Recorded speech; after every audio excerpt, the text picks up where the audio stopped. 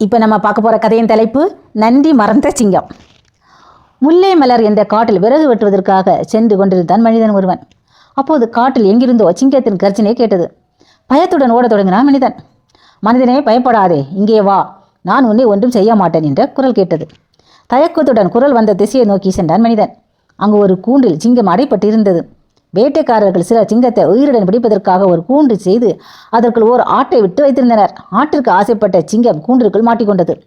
மனிதனை பார்த்த சிங்கம், மனிதனே, என்னை இந்த கூண்டிலிருந்து விடுவித்து விடு, நான் உனக்கு பல உதவிகளை செய்வேன் என்றது. நீயோ மனிதர்களை கொண்டு தின்பவன், உன்னை எப்படி நான் விடுவிக்க முடியும் என்றான் மனிதன். மனிதர்களை கொல்லும் சுபாவம் எங்களுக்கு உண்டுதான், அதற்காக உயிர் காக்கும் உன்னை கூடவே அழித்து கொண்டு விடுவேன். அவ்வளவு நன்றி இல்லாதவனா நான்? பயப்படாமல் கூண்டின் கதவை திற, உன்னை ஒன்றும் செய்ய மாட்டேன் என்று நைசாக பேசியது சிங்கம். சிங்கத்தின் வார்த்தையை உண்மை என்று நம்பிவிட்டான் மனிதன். கூண்டின் கதவை திறந்தான். அவ்வளவுதான், நன்றி கட்ட சிங்கம் மனிதன் மேல் பாய்வதற்கு தயாராயிற்று. இதனை கண்ட மனிதன், சிங்கமே, நீ செய்வது உனக்கு நியாயமா? உன் பேச்சை நம்பி உன்னை கூண்டிலிருந்து விடுவித்தேன், இதற்கு இதுதானா நீ காட்டும் நன்றி என்றான். என் உயிரை காத்துக்கொள்வதற்காக நான் 1000 பொய் சொல்லுவேன், அதை நீ எவ்வாறு நம்பலாம்?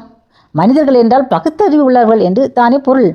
அந்த அறிவை கொண்டு இது நல்லது இது கெட்டது என்று பகுத்தறிய வேண்டாமா? முட்டாள்தனமான உன் செய்கைக்கு நான் எப்படி பொறுப்பாக முடியும் என்றது சிங்கம். கடவுள் உன்னை தண்டிப்பார். உன் உயிரை காப்பாற்றிய என்னையே சாப்பிடுவது நியாயமா? உன்னை விடுவித்ததற்கு இம்மாதிரி நடந்து கொள்வது முறை அல்ல என்றார் மனிதன். அப்போது அவ்வளியாக ஒரு நரி வந்தது. இதனிடம் நியாயம் கேட்போம் என்று கூறிய மனிதன் நடந்த கதை அனைத்தையும் நரியிடம் கூறினான். எங்கள் தொழில் அனைவரையும் அடித்து கொண்டு சாப்பிடுவதுதான். இது இவனுக்கு நன்றாக தெரிந்திருந்தும் கூட என்னை கூண்டிலிருந்து விடுவித்தான். முட்டாள்தனமான இந்த செய்கைக்கு உரிய பலனை இவன் அனுபவித்தே தீர வேண்டும். நீ என்ன சொல்ற நரியாரே என்றது.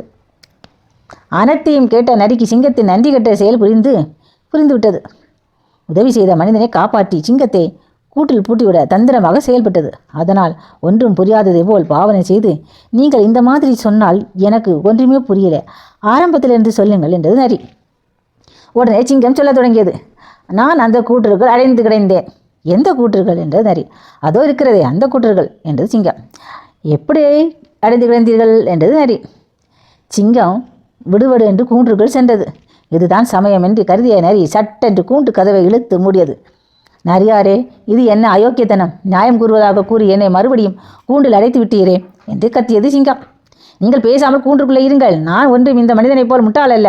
உங்களுக்கு சாதகமாக நியாயம் சொன்னால் முதலில் மனிதனை அடித்துக் கொள்வீர்கள், பிறகு என்னையே அடித்து கொண்டு விடுவீர்கள். அதனால் தான் உங்களை கூண்டுக்குள் செல்லுமாறு செய்து கதவை பூட்டிவிட்டேன் என்றது நரி. நன்றி மறந்த சிங்கம் தான் செய்த தவறை எண்ணி வருந்தியது. ஒருவர் செய்த உதவியை எப்போதும் மறக்கக்கூடாது.